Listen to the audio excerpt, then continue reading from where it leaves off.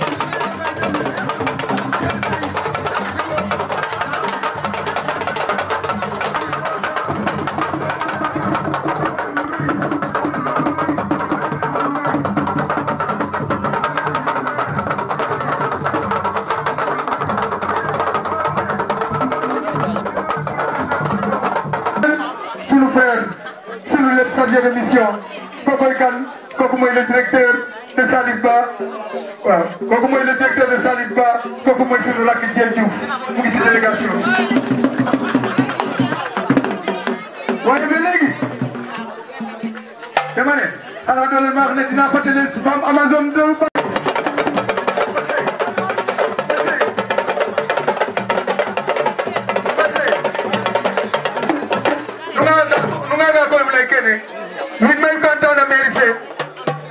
waa ci Mbaye Babou waaw wi may kontaan na mairie an ngeen a Ndiaye ton dañe in Mbaye Babou to Mbaye Babou ar fo mbiya Ndiaye o mbiñ debole Ndiaye de def fapum to mbug nu ndeta nga mairie Mbaye Babou o mbiñ debole Ndiaye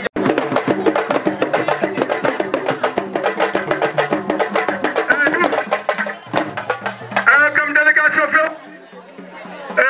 image ke fapon dewe so men Moustapha Ndong Adam Taxe ando tere monsieur le maire toujours Moustapha Ndong o xene délégation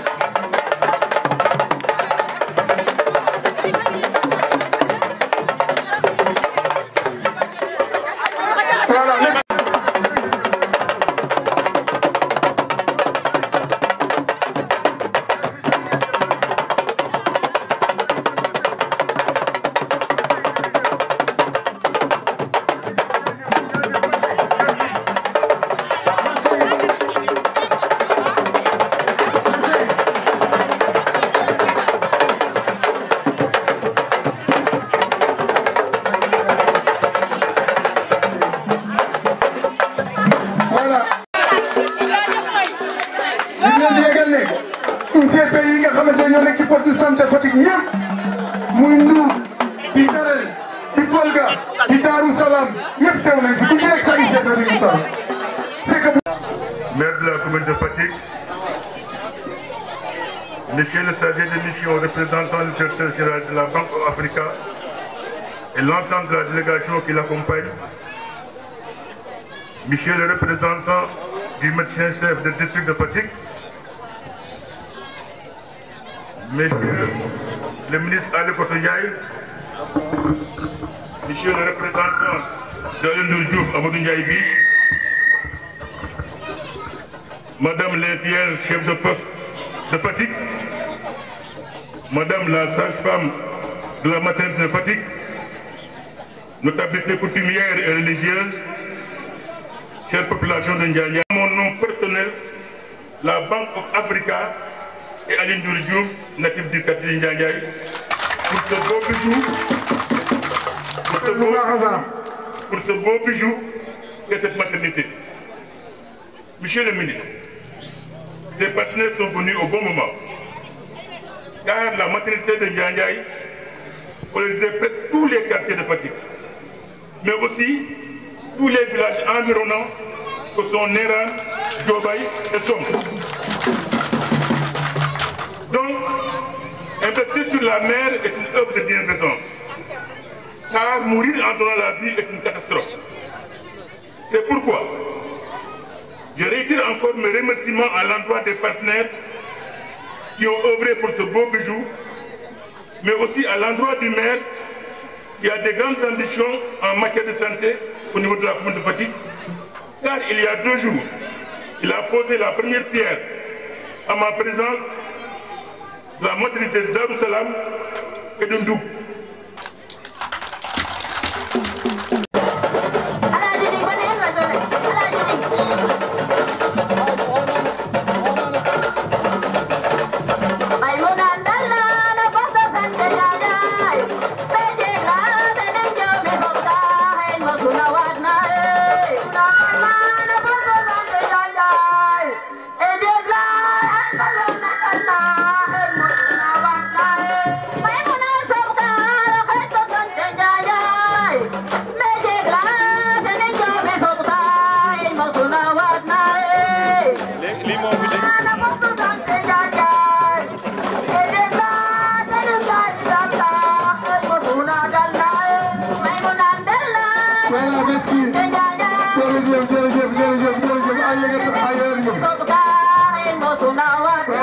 Merci Diobaye.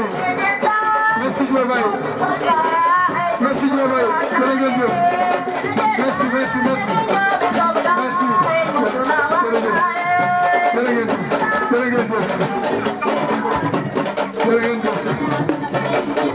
C'est un important événement qui est l'inauguration de cette belle maternité et joyeuse qu'on nous a dotée par un partenaire et que cette maternité qui répond vraiment à toutes les normes sanitaires. Monsieur le maire, je voulais, à l'entente de mon propos, dire à monsieur Aline Ndoye Diouf et ses collaborateurs qu'ils ont vraiment compris la politique nationale sanitaire, c'est-à-dire que la santé maternelle et l'enfant fait partie des programmes phares du ministère de la Santé et c'est un programme priorité du ministère de la Santé. Donc, monsieur Aline Ndoye Diouf, en tant que digne fils de Ndiaye, vous avez honoré pratiquement toute la population de Ndiaye. Vous avez à vous seuls et à ceux qui ont eu à vraiment collaborer à vos côtés, à relever le plateau technique sur le plan sanitaire au niveau de Ndiaye. Nous vous en remercions vivement. Je voudrais remercier personnellement M. Aline Ndoye Diouf au nom de tout le district sanitaire de Fatick. Parce que ce joyau, si on le fait, ce n'est pas la population de Ndiaye seulement qui en va bénéficier. C'est pour toute la population de Fatick. C'est pour toute la région de Fatick. Donc nous vous remercions vivement. Je voudrais vous dire que M. Aline Ndoye Diouf, peut-être ça fait partie des énièmes dont il a eu à faire au niveau du poste de santé de Ndiaye. Nous avons reçu un important lot de matériel au niveau du poste de santé de Ndiaye. Donc tout ce qu'il œuvre jusqu'à là, c'est juste pour relever le plateau technique, surtout par rapport à la santé maternelle et l'enfant. Donc on vous remercie vivement. Je ne pouvais pas terminer sans remercier vivement monsieur le maire de la commune de Fatick, monsieur Matarba, et toute la municipalité de Fatick. Je ne voudrais pas terminer aussi sans remercier aussi une personne qui nous accompagne, qui est là tout le temps lors des réunions, c'est madame la présidente de la commission sanitaire, en l'occurrence madame Miguel. Donc monsieur le maire, l'ensemble du district sanitaire de Fatick, au nom du médecin chef district, monsieur Gabriel Senghor, nous vous remercions de l'important accompagnement en passant par les motos tricycliques, les ordinateurs, les fonds de dotation, les maternités que vous venez vraiment de poser les premières pierres et récemment les ambulances pour relever le défi. Donc nous vous remercions pour l'ensemble du district sanitaire de Fatick. Parce qu'il faut rappeler que ces ambulances, ce n'est pas seulement la commune de Fatick qui en bénéficie. Parce qu'on fait des évacuations jusqu'à Tataguine, on fait des évacuations jusqu'à Diouroup. Donc pratiquement c'est l'ensemble du district sanitaire de Fatick. Donc nous vous remercions vivement. Je ne pouvais pas terminer aussi sans remercier tous les prestataires du district sanitaire de Fatick. En l'occurrence, madame Eline Diom qui est ici là présente. Et je voudrais juste rappeler l'importance de tenir au niveau du poste de Niandiaye. Parce que je rappelle que cette site sentinelle qui fait une surveillance épidémiologique, on voulait le fermer à un certain moment parce qu'on s'était dit que ce n'est plus performant. Mais quand on a affecté Teni, on a dit aux autorités supérieures que Inch'Allah, cette dame va relever le défi et aujourd'hui on n'a pas menti. C'est elle qui a détecté au niveau national la première Pyrémée Congo au niveau national. Donc nos remerciements vivement à Mme Teni Diop et à l'ensemble des prestataires. Monsieur le ministre, je ne voulais pas terminer aussi sans vraiment remercier nos braves mamans qui sont là, les Badjanougok. Vraiment, elles nous accompagnent partout. On remercie vivement les relais communautaires, on remercie l'ensemble des prestataires. Monsieur le ministre, on ne pouvait pas terminer sans remercier aussi les CDS. On remercie l'ensemble des CDS, que ce soit les CDS de Niandiaye, les CDS des autres postes, pour les efforts qu'ils sont en train de faire. On remercie l'ensemble des CDS au nom de leur président, M. Beydignan. Monsieur le ministre, on ne pouvait pas terminer sans vraiment remercier l'ensemble de la population de Niandiaye. Parce que si aujourd'hui Teni est là et il fait des résultats, c'est parce qu'il y a une population qui est là, qui le considère comme sa propre fille. Donc on remercie l'ensemble des ICP, on remercie l'ensemble des sages-femmes. Donc pour cela, je termine avec des mots de remerciement. Merci beaucoup à tout chacun.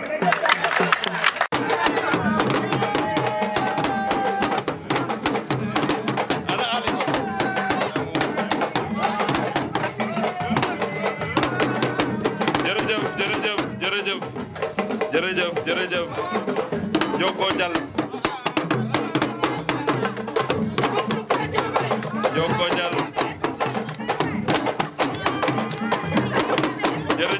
jërëjëf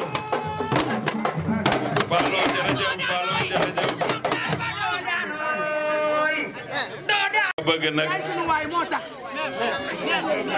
maire Xeram jërëjëf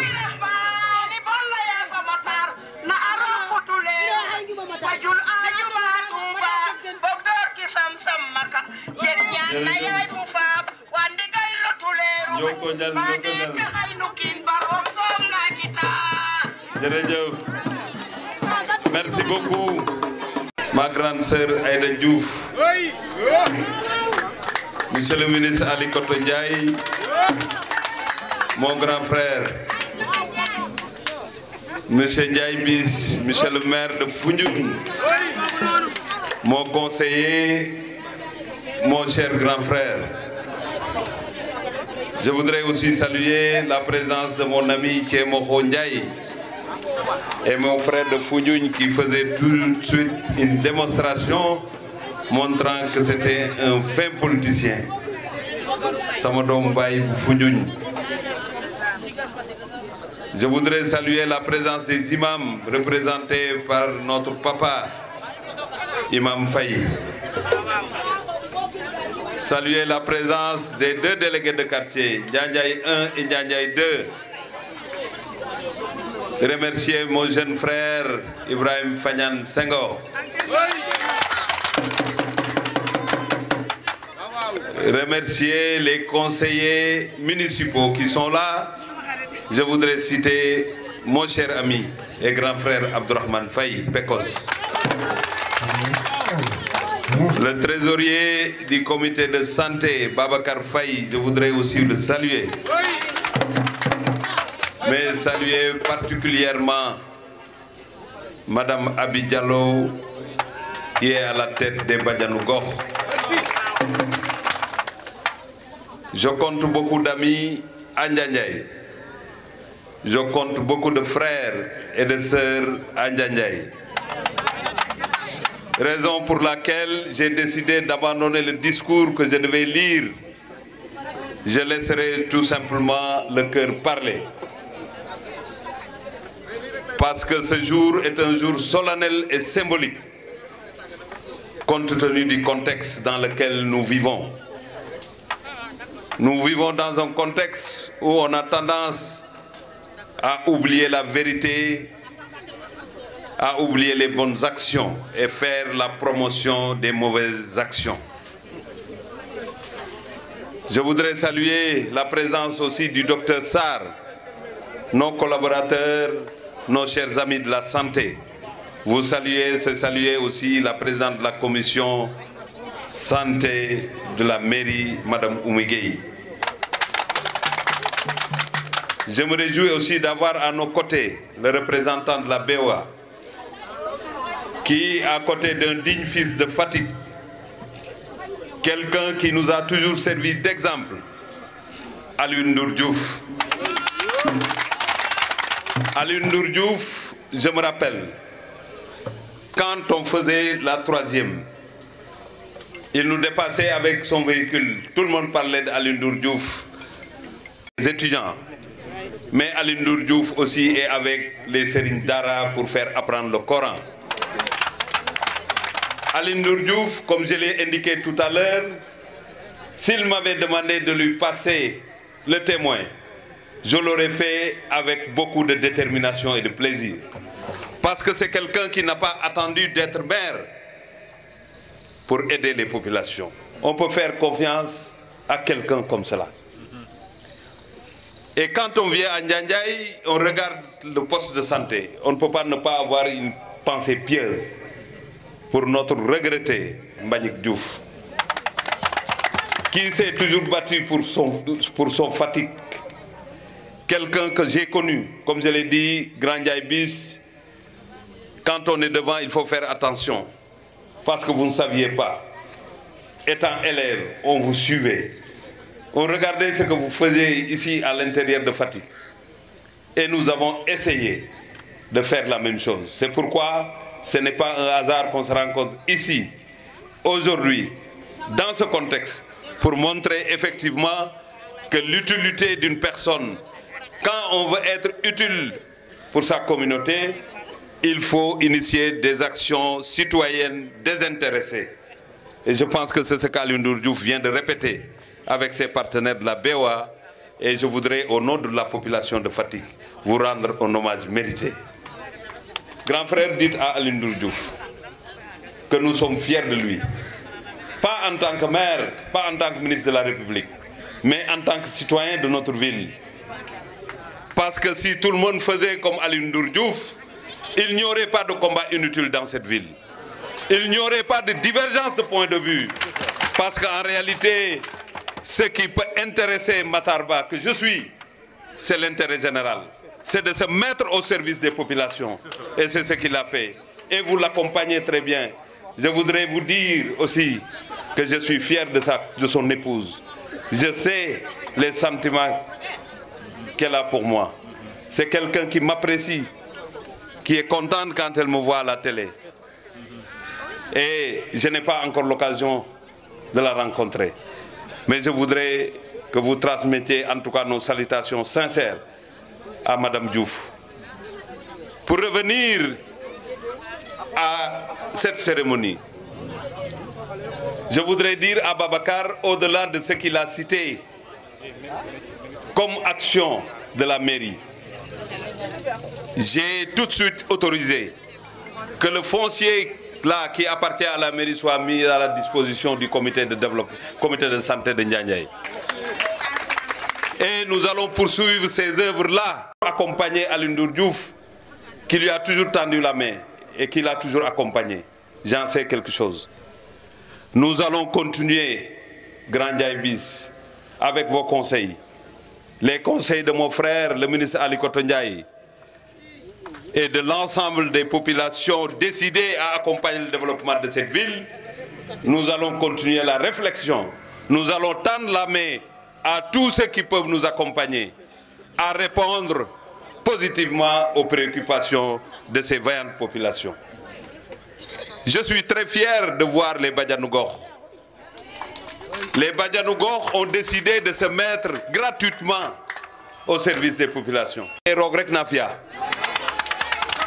Oganga okinta fiya paax ko matan to Alioune Ndour Diouf o mag ino nda exemple i ngottun ha andona ye ka fiya to cunke ten o kiin titaror kiran ka fiyan to roga tax haga anda ke roga cooxuna ten taxu ye i ndefa a caac njangta mene yaga i mbage tig Ndiaye Bisin Alioune Ndour Dioufin le doyen Mbagnick yasam roga yirmin ka njonogu in anjega wala yok na ye umaka nga nene bugma nan kene taxo adwanga ko fiya paax lan ñaaj tan parce que jego o goro de wala mofna o de tang nene bugo nan o bonanga rek ta bon Alioune Ndour Diouf ko yaqe in o layne in we ngidman au nom du chef de l'État parce que la politique de santé kene président Macky Sall saxun xuda ñaña fi nga men tig ni kande anjega fula o ref anga men fiya ka kina anerna xana lay ba ƴut to ni kirango yo nda fopa in wanga lay ko faax ingi maye ko faax fato mojo dam il pa anaye onanga faja o kin xeñ fa mosanga o deta ngan roga dam tong nda onanga faja o kin bo ñut xadin ku coxano na tuot ge to wo refirono kene donc in way ngidmang to lange xan i moñ ngo ndamit parce que c'est un rôle in ndamit aussi les sages-femmes qui sont là parce que le travail est difficile.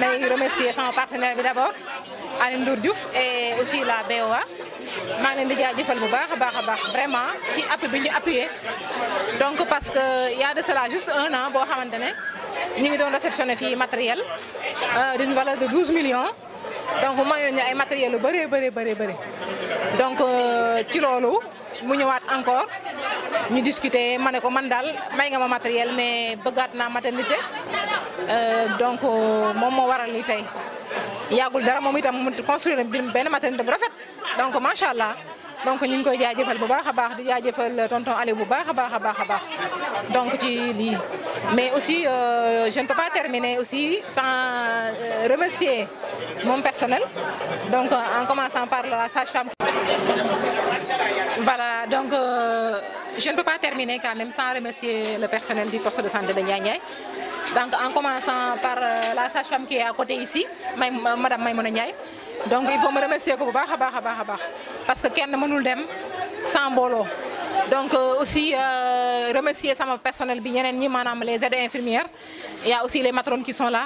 Mais aussi di jox mention spéciale à mes bajenu gox parce que bu ñu réussir bés bi tey c'est grâce donc à mes bajenu gox mais aussi à le personnel du poste de santé ñëpp.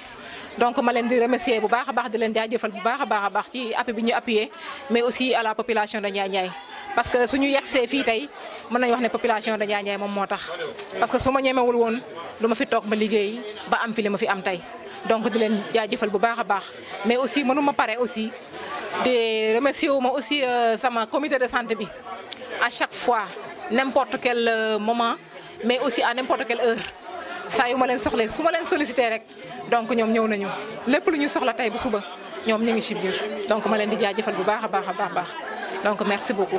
Maïmouna Ndiaye, sage-femme d'État du poste de santé de Ndiaye. Mooy de duñ bëri, ça sera juste des mots de remerciement à l'endroit de notre partenaire, de notre père, de notre frère Aliou Ndour Diouf. Surtout ñu fi def bëri na mais gàcce ngaalaama Aliou Ndour. Aliou Ndour dama koy wax barigo ci mbantal puus mu tàkk puusul mu tàkkul macha allah Aliou lu mu def ci poste de santé de Ndiaye bëri na ci ay appareils la njëkkee ñu dem ba xam ne appareils yi xajatul ci fu ñu nekkoon ñu ne ko Aliou maternité lañ bëgg. Surtout avec l'aide de l'ICP, médecin, l'infirmier chef de poste, mu taxaw si ba mu andil ko tey une maternité fekk ma fi une affectation bu bees bientôt 1 an ma war a nekk ki nga xamante man maay gérer maternité bi. Vraiment ñu koy sant di ko gërëm di ko wax aussi indil nañu benn échographie. Ce que l'on attend de cette échographie, c'est une formation le plus récente de la sage-femme pour que mun a fonctionner parce que andi ko teg ko fi aussi te formé wuñ sage-femme bi ça ne va servir à rien vraiment ñoo ngi koy remercier bu baax a baax a baax remercier bàjjenu gox yi remercier les chefs de quartier ainsi que le CDS surtout le CDS ñoom taa abi ñoom monsieur Faye vraiment ñoo ngi leen di remercier bu baax a baax a baax a baax merci beaucoup.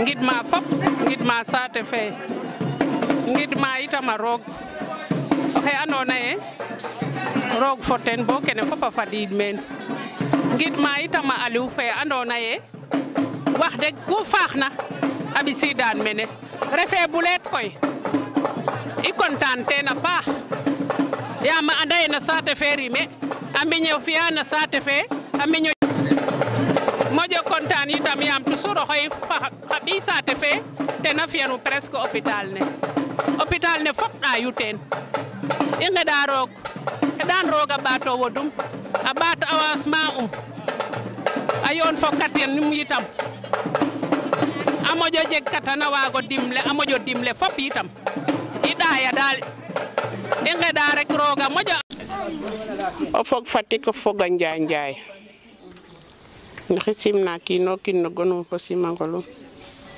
to yaakaara nuun kontaan na nuun rek kontaan no bes fe machallah ne i mbugit una roog a fi'aan roog koy ten na cita xeɗa roog ten cina in yaam i moƴe wiin we ko ndaa wax dëgg Njaay moom tubarakalla machallah leŋ i ndef mbi'aa leŋ ken tax dara jombe in kene xaye jombe leŋ ndaa koy roog mene ɓisiidun i ngidma xe andoona yee ngidmanga roog bo pare ngidma tuleer oxe sallallahu alayhi wa sallam i ngidma xe andoona yee ten waralu bes fe waay Diouf a ñoxo baay ta ref partenaire in fa andoona yee xaƴe in i njega partenaire koy yaam a Njaay moom fop mbugun to ino Njaay moom wax dëgg fa yàlla ka i ndim xa ɓiy axa andoona yee rek kada mbug me da ngenna a mbug askan fe Njaay parce que me ta refna xaye a wax dëgg fa yàlla Diouf a ñoxo baay a jala fop yaa ta soogna appuyer a in ka i mbog'u yee maaga dayka ta laya ine fi'afuliim dara koy yaam wax dëgg ICP nuun fene moom ta ref infirmier in fene a jara ku refna parce que o Ca Jallo tew le koor a ref yaa ta ɓisiidna in matériel ka layne xa buga to ta layne mi de maternité bugum koy o fi'anam a fi'an it a équiper in i ngidmin santa in njega partenaire général Momar Diagne o xaaga ɓisid doom i njoka den o njal a mbel'anga den ke da njegna da ɓekin no poos den nda mbi'iran ka mbugin fa askan fe fa njanjalen da ndimena yaam a mbug saate fe jerejef Sarr yaam Djiby maternité kene poste de ten pharmacie fe mayeeru dépositaire ka daag noogu a beñuwaar kam fe yaam ndikum teex ke nquɓ nda koy jerejef Sarr a mbonu jam kango ino daal fop mbiyu menen maternité ne fop mbiyu no poste de santé ne a njanjay fop mbiyu teen parce que o fi'eerna teen o pog fa fi'a teen oxu fi'eerna teen o ɓeef a fi'a teen ino fop ino mbogun mi koy ken laya deno rek i njegiran kene moom xaye wo o feeto konof o kiin o kiin daal wara ref o mbiñ jeg jom taku oox waas buge to bug ke askan fe mbugna o feet fa lak reta waag o lay a fi'a kene fi'a kana tang ndetar parce que mbañ deba fe jaluna xaye andoona yee ten waralu kene fop a fel'angan jalkoogiran to xaya maad o layel xaya maad o wetan wel yaam a pi'ma paax ten eetu jal meeke jerejef in daal lu dul kontaan na bes fe